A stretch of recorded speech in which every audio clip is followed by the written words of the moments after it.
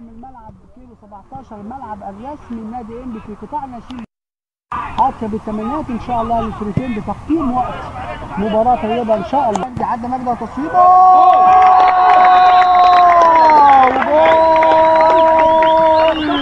جول جول جول جول جول محمد مجدي قفشه. لسه بقول لحضراتكم نادي الزمالك هدف وبرد عليا على طول اهو. محمد مجدي قفشه قنبله ولا هو شهرته قفشه. لسه بقول الهدف الاول التعادل الجميل لانبي في الدقيقه الخامسه. يمكن الزمالك كان هدف ثم رد على طول محمد مجدي قفشه رقم 8. هدف التقدم لانبي في تصويبه جميله بمجهود فردي كده قطع على طول محمد مجدي قفشه وشاد العرضيه.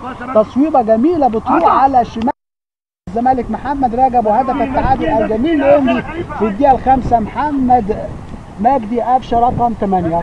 طبعا يحصل مباراه مفتوحه هجمه هنا وهجمه ضاغطين الزمالك انما اشرف عمر اشرف بيلعبها البال استلم بال محمد عبد الله جمعه بال انما على طول بيضغطوا نادي الزمالك. مباراه في منتهى القوه وفي منتهى الجمال.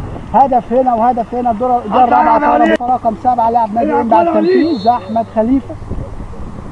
على طول احمد خليفه بيلعب كره عرضيه في منتهى الخطوره انما على طول بيطلع نادي الزمالك. ضغط بقول لحضرتك الاول الجميل في الاسبوع الاول بقول حقه مباراه المقاولين محمد عبد الله. لكن على طول ثاني ورفاع بيلعبها لمحمد عبد العظيم.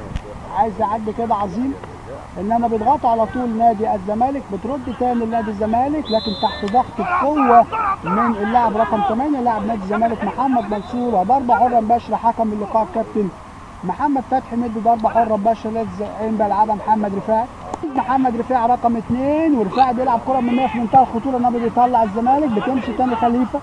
عايز يعدي كده احمد خليفه لعيب مهاري وبيلعب ناحيه شال خليفه. احدى المحطات المهمه ايضا فرقه ال 96 احمد خليفه